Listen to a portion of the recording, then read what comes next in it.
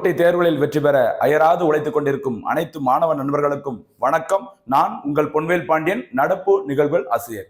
இன்றைய தினம் பிப்ரவரி மாதம் 26ஆம் தேதிக்குரிய நடப்பு நிகழ்வுகளை டிஎன்பிஎஸ்சியின் புதிய பாடத்திட்டத்தின்படி பல்வேறு தலைப்புகளை நம்ம வழக்கம் போல வழங்க போறோம். சரிங்களா? அதே மாதிரி நீங்க நல்லா கவனிச்சா தெரிஞ்சிருக்கும், இன்றைய லேட்டஸ்ட் சிலபஸின் படி மத்திய மாநில அரசின் பல்வேறு திட்டங்களையும் நம்ம டெய்லி கொடுத்துட்டு இருக்கோம். சரியா? Science and technology, Indian polity, Indian economy, அதனுடன் தொடர்புடைய தமிழ்நாடு செய்திகள் எல்லாமே நம்ம தொடர்ந்து நம்ம தொகுத்து கொடுத்துட்டு இருக்கோம். சரியா? அதனால நம்ம அதுல நீங்க டெய்லி வீடியோ பார்த்தா உங்களுக்கு தெரிஞ்சிருக்கும் நம்ம எவ்வளவு எஃபோர்ட் போட்டு அந்த நோட்ஸ் வந்து ரெடி பண்ணிட்டு இருக்கோம் அப்படின்னு சொல்லிட்டு. சரிங்களா? அதனால ஃபுல்லா வீடியோ பாருங்க. கடைசியாக நம்ம சூப்பர் 6 கேள்விகள் அந்த மாதிரி நம்ம கேட்டுட்டு இருக்கோம். சரிங்களா? நிறைய பேர் அருமையான முறையில் பதில் சொல்றீங்க. எனக்கே ஆச்சரியமா இருக்கிற மாதிரி எக்ஸ்ட்ரா பாயிண்ட்ஸும் சூப்பரா தொகுத்து கொடுக்குறீங்க. சரிங்களா? அதே மாதிரி எல்லாரும் அதற்கான முயற்சியை எடுத்தீங்கன்னா நம்ம அனைவரும் தேர்வில் வெற்றி பெறலாம். ஆரம்பிக்கலாமா? இன்றைய தினம் பிப்ரவரி மாதம் 26ஆம் தேதிக்குரிய நடப்பு நிகழ்வுகள். ஃபர்ஸ்ட் பாயிண்ட் பாருங்கம்மா, தமிழ்நாடு தொடர்பான ஒரு செய்தி, ரொம்ப ரொம்ப முக்கியமான ஒரு செய்தி பாருங்க.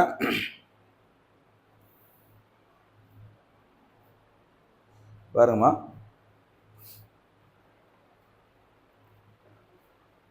தமிழக செய்தியில ஃபர்ஸ்ட் செய்தி பாருங்க, கலைஞர் நூற்றாண்டு நினைவு குத்துச்சண்டை அகாடமி. சரிங்களா? கலைஞர் அவர்களோட பேர்ல நிறைய சில விஷயங்கள் சரியா இந்த தமிழ்நாட்டில் திறக்கப்பட்டுள்ளது. ஓகேவா? அதுல முக்கியமான விஷயங்கள் என்னன்னு சொல்லி பாத்தீங்கன்னா, கலைஞர் நூற்றாண்டு நினைவு குத்துச்சண்டை அகாடமி. இதனுடன் சேர்த்து நம்ம இதுக்கு முன்னாடி வேற இதெல்லாம் தமிழ்நாட்டுல சமீபத்துல கலைஞர் பேர்ல திறக்கப்பட்டுள்ளது. அது எல்லாமே நம்ம இந்த வீடியோல நம்ம பார்க்க போறோம். பாருங்க, கலைஞர் நூற்றாண்டு நினைவு குத்துச்சண்டை அகாடமி சென்னை கோபாலபுரத்தில் ஓகேவா கலைஞர் நூற்றாண்டு நினைவு குத்துச்சண்டை அகாடமி அமைக்கப்பட்டுள்ளது. சரிங்களா? இந்த அகாடமியை தமிழக முதல்வர் மு.க. ஸ்டாலின் அவர்கள் திறந்து வச்சிருக்கிறாங்க. சரிங்களா? எந்த இடத்துலமா? கோபாலபுரம். கோபாலபுரம் உங்களுக்கு கண்டிப்பா தெரிஞ்சிருக்கும்னு நினைக்கிறேன். சரிங்களா? சென்னை கோபாலபுரத்துல தான் கலைஞர் பேர்ல நூற்றாண்டு நினைவு குத்துச்சண்டை. கலைஞர் எப்போ பிறந்தாங்கம்மா? கலைஞர் பிறந்த நாள் கடந்த வீடியோல பார்த்திருந்தோம், ஜூன் 3ஆம் தேதி 1924ல சரி திருக்குவளையில் பிறந்தவர் கலைஞர். அவருடைய 100வது பிறந்த ஆண்டு 2024ஆம் ஆண்டு போயிருது இல்ல, அதை முன்னிட்டு நிறைய தமிழ்நாட்டில் திறக்கப்பட்டுள்ளது. ஓகேவா? அது எல்லாமே நம்ம வரிசையா பார்க்க போறோம். பாருங்க, இங்க பார்த்தது கலைஞர் நூற்றாண்டு நினைவு குத்துச்சண்டை அகாடமி. ஓகேவா? ஒரு 800 பார்வையாளர்கள் அமர்ந்து பார்க்கக்கூடிய வகையில ஒரு இன்டோர் ஸ்டேடியம் மாதிரி இதை திறந்திருக்கிறாங்க. ஓகேவா? அடுத்து கலைஞர் நூற்றாண்டு நூலகம் சரியா மதுரையில் திறக்கப்பட்டுள்ளது. சரிங்களா? கலைஞர் நூற்றாண்டு நூலகம் மதுரையில 2023ஆம் ஆண்டு ஜூலை 15 அன்று திறக்கப்பட்டது. சரியா? அது ஒண்ணு. அடுத்து கலைஞர் நூற்றாண்டு ஜல்லிக்கட்டு அரங்கம். ஓகேவா? மதுரையில இருக்கிற அலங்காநல்லூரில் உலகத்திலே முதல் முறையாக ஜல்லிக்கட்டுக்கான ஒரு அரங்கம் திறக்கப்பட்டுள்ளது. அதுவும் கலைஞர் பேர்ல தான் திறக்கப்பட்டுள்ளது. இடம் எங்கம்மா?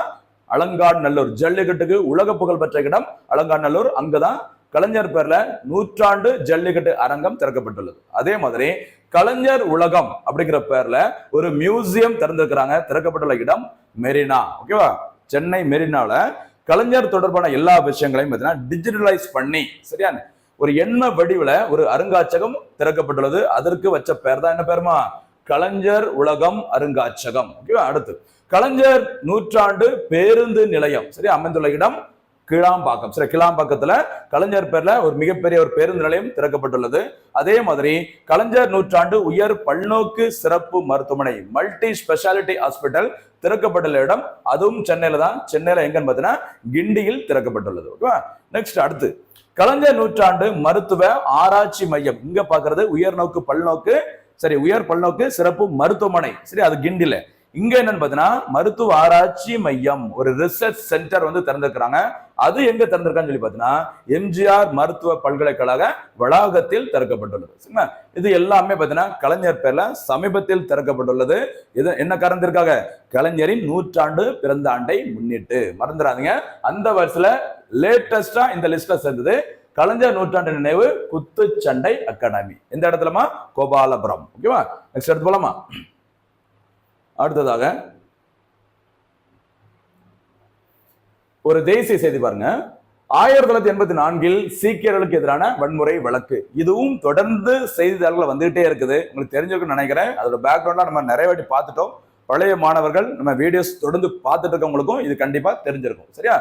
1984ல ஓகேவா ஆபரேஷன் ப்ளூ ஸ்டார் அப்படிங்கிற பேர்ல ஒரு நடவடிக்கை, ஒரு ராணுவ நடவடிக்கை இந்தியா மேற்கொண்டது. அப்போது இந்தியாவின் பிரதமராக இருந்தவர் இந்திரா காந்தி அவர்கள். சரியா? அதாவது இந்தியா சுதந்திரம் பெற்ற நாள்ல இருந்தே பாத்தீங்கன்னா தனி நாடு கேட்டு போராடிட்டு இருக்கிற ஒரு குரூப் யாரு அப்படின்னு பார்த்தீங்கன்னா காலிஸ்தான் அப்படிங்கிற ஒரு குரூப். சரிங்களா, அவங்க யாரு அப்படின்னு பார்த்தா சீக்கியர்களை கொண்ட ஒரு குரூப். சரி, அவங்க தனிநாடு கேட்டு போராட்டம் பண்ணாங்க. அந்த டைம்ல ஒரு நம்ம ராணுவத்தை அனுப்பி சரியா ஒரு நடவடிக்கையை மேற்கொண்டாங்க. யாருமா? அப்போதைய இந்திய பிரதமர் இந்திரா காந்தி அம்மையார் அவர்கள். சரிங்களா, அந்த இந்திய ராணுவத்தை எங்க அனுப்புறாங்க அப்படின்னு பார்த்தீங்கன்னா பஞ்சாப்ல இருக்கிற அம்ரிட்சர்ல இருக்கிற கோல்டன் டெம்பிள் பொற்கோவிலுக்குள்ள இந்திய ராணுவத்தை அனுப்புறாங்க. சரியா, அந்த கோவிலுக்குள்ள நிறைய இந்த என்ன சொல்றது ஆயுதங்கள்லாம் ஒழிச்சு வச்சிருக்கிறாங்க. அந்த காலிஸ்தான் பிரிவினைவாத அந்த குரூப்ல இருக்கிற அந்த முக்கிய தலைவர்கள் அங்கதான் ஒளிஞ்சிருக்காங்க அப்படின்னு சொல்லிட்டு ராணுவத்தை அனுப்பி அங்க ராணுவ நடவடிக்கை மேற்கொண்டாங்க. அந்த ராணுவ நடவடிக்கை தான் என்ன பேருமா? Operation blue star. சரியா, ஆபரேஷன் ப்ளூ ஸ்டார் மேற்கொண்ட பிறகு சீக்கியர்களுக்கு கொஞ்சம் கோபம். சரியா, நம்மளோட புனித கோவிலுக்குள்ள ராணுவத்தை அனுப்பிட்டாங்க அப்படின்னு சொல்லிட்டு அதே 1984ல ஓகேவா ஆபரேஷன் ப்ளூ ஸ்டார் முடிஞ்ச ஒரு 2-3 மாசத்துல அக்டோபர் மாதம் 31ஆம் தேதி யாரை வந்து சுட்டு தள்ளிட்டாங்க? இந்திரா காந்தி அவர்களை சுட்டு தள்ளிட்டாங்க. அவர் சுட்டு தள்ளினது அவருடைய சொந்த பாதுகாவலர்கள் ஒரு 2 பேரு. அவங்க யார் பார்த்தீங்கன்னா சீக்கியர்கள். சரிங்களா, அதனை தொடர்ந்து சரிங்களா இந்திரா காந்தியை சுட்டு தள்ளதுக்கு அப்புறமா சீக்கியர்கள் தான் இந்திரா காந்தி படுகொலைக்கு காரணம் அப்படின்னு சொல்லிட்டு நிறைய பேர் சீக்கியர்களை என்ன பண்ணாங்க? போட்டு தள்ள ஆரம்பிச்சாங்க. சரிங்களா, அதன் பிறகு சீக்கியர்களுக்கு எதிராக நிறைய வன்முறைகள் பிரச்சனைகள்லாம் வந்தது. அதை பற்றி விசாரிப்பதற்கு ஒரு கமிட்டி போட்டாங்க. அந்த கமிட்டியின் தலைவர் யார் அப்படின்னு சொல்லி பார்த்தா நானாவதி கமிட்டி. சரியா, அதனை தொடர்ந்து பல்வேறு வழக்குகள் நீதிமன்றத்தை தொடரப்பட்டது.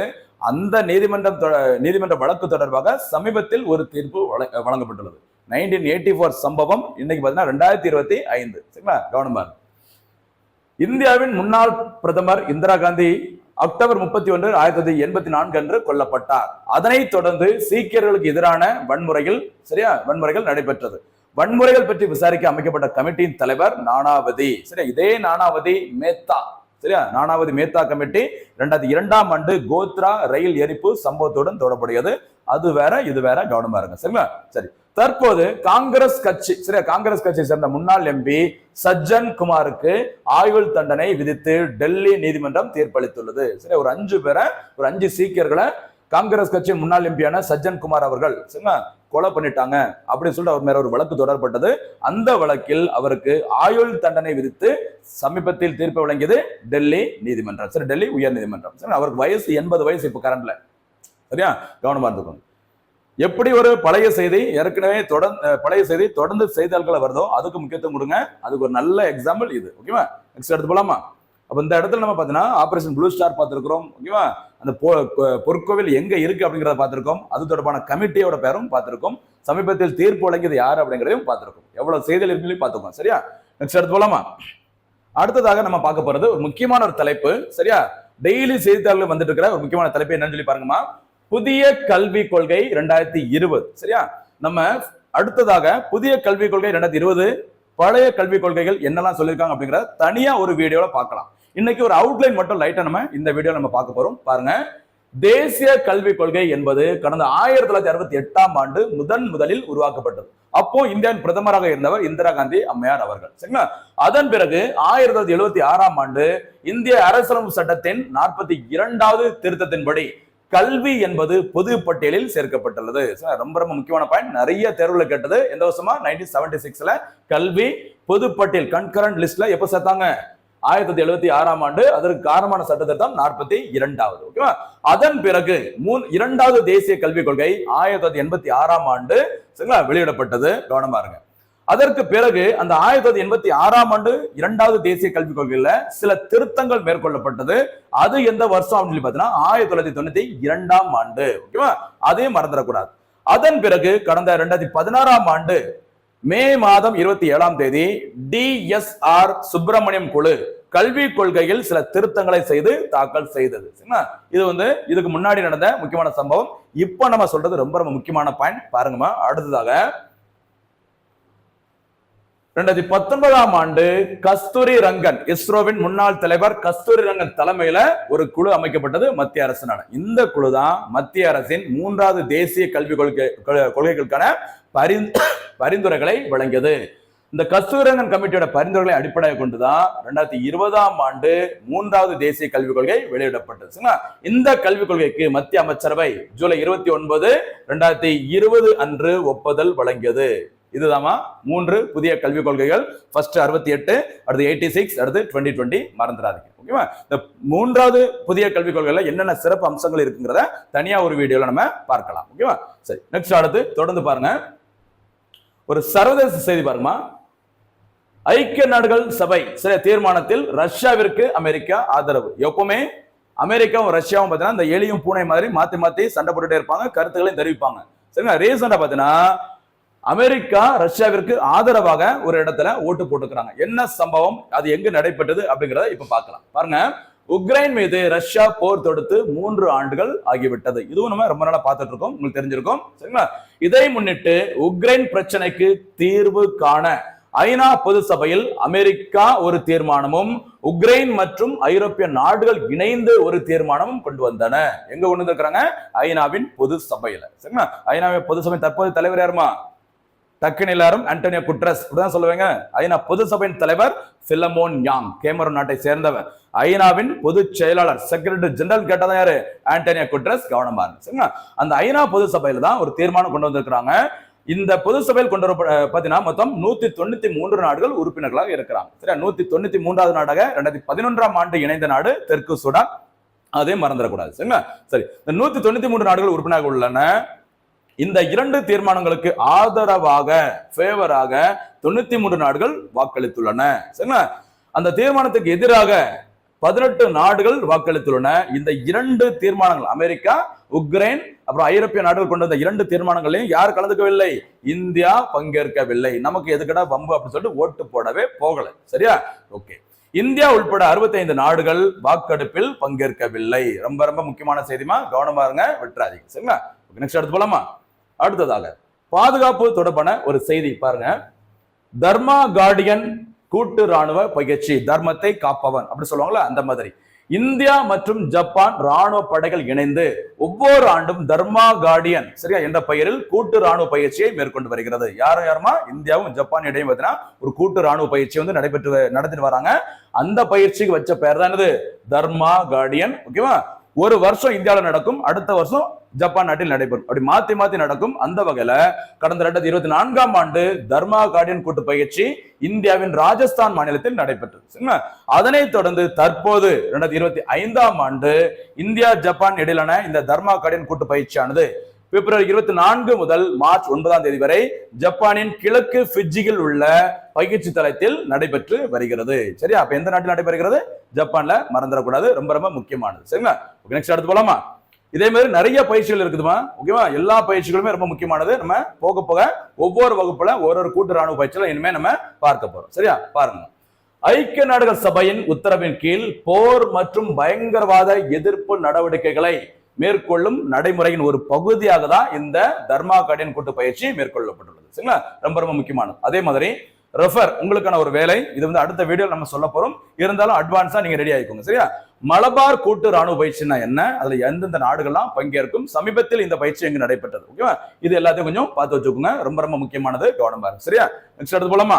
எப்பவுமே ஜப்பான் நாட்டுடன் தொடர்புடைய எந்த செய்தி வந்தாலும், இந்தியாவுடன் தொடர்புடைய செய்தியா இருந்தாலும் சரி, ஓகேவா, வேற எந்த செய்தியா இருந்தாலும் சரி, நோட் பண்ணிக்கோங்க. அடிக்கடி கேட்பாங்க. சரி, ஜப்பான், பிரான்ஸ், அமெரிக்கா இதெல்லாம் கொஞ்சம் நோட் பண்ணிக்கோங்க. சரிங்களா? நெக்ஸ்ட் அடுத்து பாருங்க. சுற்றுச்சூழல் தொடர்பான ஒரு சூப்பரான செய்தி பாருங்க. 2055ஆம் ஆண்டிற்குள் கார்பன் சமநிலை இலக்கு அறிவித்தது ஒரு வங்கி. வங்கியின் பெயர் ஸ்டேட் பேங்க் ஆஃப் இந்தியா. சரியா? இந்த எஸ்பிஐ வங்கியானது 1955ஆம் ஆண்டு உருவாக்கப்பட்டது. இந்த இலக்கு ஆண்டு எந்த வருஷம் அறிவிச்சுக்கிறாங்க? 2055. என்ன கனெக்ட் ஆகுது? 100 ஆண்டுகள் உருவாகி இருக்குது. எப்போ? 2055ஆம் ஆண்டு எஸ்பிஐ வங்கி உருவாக்கப்பட்டு 100 ஆண்டுகள் நிறைவடையும். அதை முன்னிட்டு தான் இந்த இலக்கு அறிவிக்கப்பட்டுள்ளது. சரிங்களா? பாருங்க. காற்றில் கலக்கும் கரிய அமில வாயுவின் அளவையும் காற்றில் இருந்து சுத்திகரிக்கப்படும் கரிய அமில வாயுவின் அளவையும் சமநிலைக்கு கொண்டு வரும் இலக்கை யார் அறிவிச்சிருக்கிறாங்க? எஸ்பிஐ வங்கி. அதற்கான இலக்கு ஆண்டுதான் 2055ஆம் ஆண்டு. சரிங்களா? இதற்கான இலக்காக 2055ஆம் ஆண்டினை பாரத ஸ்டேட் வங்கி அறிவித்துள்ளது. இந்த எஸ்பிஐ வங்கி உருவாக்கப்பட்டது சரிங்களா 1955. இங்க பார்க்காது 2055ஆம் ஆண்டு தான் இலக்கு. சரிங்களா? எஸ்பிஐ வங்கி உருவாக்கப்பட்டு 2055ஆம் ஆண்டில் 100 ஆண்டுகள் நிறைவடையும். ஓகேவா? தற்போது எஸ்பிஐ வங்கியின் தலைவராக இருப்பவர் CS ஷெட்டி அவர்கள். சரிங்களா? எஸ்பிஐ வங்கி ரொம்ப ரொம்ப முக்கியமான வங்கி. சுற்றுச்சூழலுக்கு ஒரு சூப்பரான நடவடிக்கை எடுத்திருக்கிறாங்க. அது என்ன அப்படிங்கறத நம்ம டீடைலா பார்த்திருக்கோம். கவனமா இருக்கு. சரிங்களா? நெக்ஸ்ட் அடுத்து போலாமா?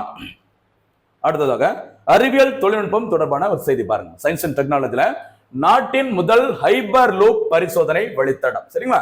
ரயில்வே அமைச்சகம், மத்திய ரயில்வே அமைச்சகத்துடன் இணைந்து சென்னை ஐஐடி எப்போ உருவாக்கப்பட்டதுமா? உருவாக்கப்பட்டது 1959 உருவாக்கப்பட்டது. இந்தியாவின் முதல் ஐஐடி 1951 மேற்கு வங்கத்தின் கரக்பூர் அப்படிங்கிற இடத்துல உருவாக்கப்பட்டது. சரிங்களா? சரி, இங்க பாருங்க. சென்னை ஐஐடி உருவாக்கிய நாட்டின் முதல் ஹைப்பர் லூப் பரிசோதனை வழித்தடம் தயார் நிலையில் உள்ளது. நீண்ட தூர பயணத்திற்கான அதிவேக ரயில் போக்குவரத்து ஹைப்பர் லூப் என அழைக்கப்படுகிறது. இதில் வெற்றிட இரும்பு குழாய்கள் வழியாக ரயில்கள் எலக்ட்ரோ மேக்னட்டிக் தொழில்நுட்பத்தில் காற்றின் உராய்வு இன்றி, இந்த காற்றோட்டமே உள்ள இருக்க சில காற்றின் உராய்வு இன்றி மேக் 1 வேகத்தில், அதாவது மணிக்கு 761 மைல் வேகத்தில் செல்லக்கூடிய சரி ஒரு பெரிய குழாய் மாதிரி இருக்கும். அதுக்குள்ள ட்ரெயின் போகும். அங்க எந்த ஒரு காற்று நுழைவதற்கான ஒரு சாத்தியக்கூறுகள் இருக்காது. காற்று இல்லைனால ஈஸியா ஸ்பீடா போகலாம். அதற்கான அந்த தொழில்நுட்பம் தான் என்ன சொல்றாங்க? ஹைப்பர் லூப் தொழில்நுட்பம். அதற்கான வழித்தடத்தை இந்தியாவிலே முதல் முறையாக சென்னை ஐஐடி உருவாக்கி வச்சிருக்காங்க. பார்க்கலாம். சரியா? சரி, தொடர்ந்து பாருங்க. என்ன சிறப்பு அப்படின்னு சொல்லி பாருங்க. குறைந்த எரிசக்தியில் விமானத்தை விட 2 மடங்கு வேகத்தில் ரயில்கள் பயணிக்க முடியும். இந்த தொழில்நுட்பத்துல ஹைப்பர் லூப் தொழில்நுட்பத்தில். ஓகேவா? இந்த புதுமையான ரயில் போக்குவரத்துக்கான 422 மீட்டர் நீள பரிசோதனை வழித்தடத்தை ரயில்வே அமைச்சகம் மற்றும் ஸ்டார்ட் அப் நிறுவனம் ஒன்றுடன் இணைந்து சென்னை ஐஐடி அதன் தையூரில் அமைந்துள்ள டிஸ்கவரி வளாகத்தில் உருவாக்கியுள்ளது. ரொம்ப ரொம்ப முக்கியமானது, கவனமா இருங்க. சரிங்களா? இந்த ஹைப்பர் லூப் ரயில் போக்குவரத்து அமலுக்கு வந்தால் 350 கிலோமீட்டர் தூர பயணத்தை மேற்கொள்ள முடியும். ஃபுல்லா பணிகள் நிறைவடைந்த பிறகு எத்தனை கிலோமீட்டர்? 350 கிலோமீட்டர் அளவுக்கு இந்த பயணத்தை மேற்கொள்ள முடியும்னு சொல்லியிருக்கிறாங்க. சரிங்களா? நெக்ஸ்ட் அடுத்து போலாமா? அடுத்ததாக தினம் ஒரு திட்டம். சரிங்களா? இந்த புதிய கல்விக் கொள்கையில அறிவிக்கப்பட்ட ஒரு முக்கியமான திட்டம். அதை பத்தி தான் நம்ம இன்னைக்கு தினம் ஒரு திட்டத்துல நம்ம பார்க்க போறோம். பாருங்க, ஏபிசி திட்டம் சொல்லுவாங்க. சரி, ஏபிசி திட்டம். சரியா? Academic bank of credit scheme, அதை வந்து ஏபிசி திட்டம் சொல்லுவாங்க. தேசிய கல்விக் கொள்கை, 3வது தேசிய கல்விக் கொள்கையின் ஒரு பகுதியாக அகாடமிக் கிரெடிட் வங்கி திட்டம் சரியா செயல்பாட்டில் உள்ளது. நாட்டில் உள்ள பல்வேறு உயர்கல்வி நிறுவனங்களில் இருந்து மாணவர்கள் பெறும் கல்வி கடன்களை பாதுகாப்பாக சேமிக்கக்கூடிய ஒரு வலுவான டிஜிட்டல் உள்கட்டமைப்பை நிறுவுவதே இந்த திட்டத்தின் நோக்கம். சரிங்களா? ரொம்ப ரொம்ப முக்கியமான திட்டம். ஃபியூச்சர்ல எக்கனாமிக்ஸ் கலந்த ஒரு திட்டமா கூட வரும். கவனமா இருங்க. சரிங்களா? ஒரு மாணவர் கல்லூரி படிப்பை தொடங்கும் போதே அவருக்கென ஒரு கணக்கு தொடங்கப்பட்டு, ஏபிசி கணக்கு தொடங்கப்பட்டு அவர் படிக்க விரும்பும் படிப்புக்கான மதிப்பெண்ணும் சேர்க்கப்படும். ஒவ்வொரு ஸ்டேஜ்லயும் ஒவ்வொரு செமஸ்டர்லயும் பார்த்தீங்கன்னா அவர் எடுக்கக்கூடிய எல்லா மதிப்பெண்களும் இந்த கணக்குல சேர்க்கப்படும், கடன்களும் சேர்க்கப்படும். சரிங்களா? சரி, அடுத்து பாருங்க. பின்னர் அந்த கணக்கு தொடங்கிய பிறகு ஒவ்வொரு செமஸ்டரும் முடிக்கும் போது தேர்ச்சியாகும் தாள்கள், சரிங்களா, அரியர் இருக்கிற பேப்பர் எல்லாமே இதர செயல்பாடுகளுக்கான மதிப்பெண் கிரெடிட்டாக கொடுக்கப்படும். இது வங்கி கணக்கை போல சேர்ந்து கொண்டே இருக்கும். அக்கௌண்ட்ல பணம் போட போட மொத்தமா நமக்கு அமௌண்ட் ஏறும். ஆனா பணம் எடுக்க அக்கௌண்ட் குறையல. அதே மாதிரி இந்த வங்கி கணக்கு போலவே சேர்ந்து கொண்டே இருக்கும். இந்த திட்டத்தின் மூலம் ஒரு மாணவர் ஒரு படிப்பை 1ஆம் ஆண்டை, சரியா, 2ஆம் ஆண்டை மற்றும் கல்லூரியில் கூட சேர்ந்து படிக்கலாம் அப்படிங்கிற மாதிரி சொல்லிக்கிறாங்க. சரிங்களா? ஓகே, நெக்ஸ்ட் அடுத்து ஒரு பல்கலைக்கழகம், அதாவது வேற பிற கல்லூரிகளில் சேர்ந்தும் படிக்கலாம் அப்படிங்கிற மீனிங்ல சொல்லிக்கிறாங்க. கவனமா இருங்க. ஓகேவா? ஃபர்ஸ்ட் இயர்ல ஒரு காலேஜ்லயும் செகண்ட் இயர்ல வேற ஒரு காலேஜ்ல கூட இந்த அக்கௌண்ட் வச்சு நீங்க படிக்க முடியும் அப்படின்னு சொல்லிக்கிறாங்க. ஒரு பல்கலைக்கழகத்தில் பயிலும் மாணவர்கள் நாட்டின் எந்த பல்கலைக்கழகத்திலும் 70% அளவிற்கு பாடங்களை இணைய வழியில் நம்ம வந்து என்ன பண்ண முடியும்? பயில முடியும் அப்படிங்கிற மாதிரியும் இந்த திட்டத்துல சொல்லிக்கிறாங்க. சரி, திட்டத்தின் பெயர் என்னமா? ஏபிசி. எதுல அறிவிக்கப்பட்டது? 3வது தேசிய கல்விக் கொள்கையில அறிவிக்கப்பட்டுள்ளது. அதற்கு காரணமான கமிட்டியின் தலைவர் மறந்துடக்கூடாது, கஸ்தூரி ரங்கன் கமிட்டி. சரியா? நெக்ஸ்ட் அடுத்து போலாமா? அடுத்ததாக இன்றைய தினத்திற்கான சூப்பர் 6 கேள்விகள். ஃபர்ஸ்ட் கேள்வி பாருங்க, ஆபரேஷன் ப்ளூ ஸ்டார் எதனுடன் தொடர்புடையது? பழச நினைக்க வேண்டாம். இன்றைய தினத்துல டெல்லி உயர்நீதிமன்ற தீர்ப்புல வந்திருக்குது ஆபரேஷன் ப்ளூ ஸ்டார். அதனால ரொம்ப ரொம்ப முக்கியம், கவனமா இருங்க. சரியா? அடுத்து, இந்திரா காந்தி படுகொலை தொடர்பாக விசாரிக்க அமைக்கப்பட்ட ஆணையத்தின் தலைவர் யார்? 3வது கேள்வி, ஐநா பொது சபையில் உள்ள உறுப்பு நாடுகளின் எண்ணிக்கை எத்தனை? அப்படியே அதுல கடைசியாக இணைந்த நாடு, அந்த நாடு எந்த ஆண்டு இணைக்கப்பட்டது? அதையும் நீங்க சொல்றீங்கன்னா சிறப்பு. அடுத்து, தர்மா கார்டியன் என்ற பெயரிலான கூட்டு ராணுவ பயிற்சியை இந்தியா எந்த நாட்டுடன் மேற்கொண்டுள்ளது? அடுத்து 5வது கேள்வி, 2055ஆம் ஆண்டிற்கு கார்பன் சமநிலை இலக்கை எந்த வங்கி அறிவித்துள்ளது? ஓகேவா?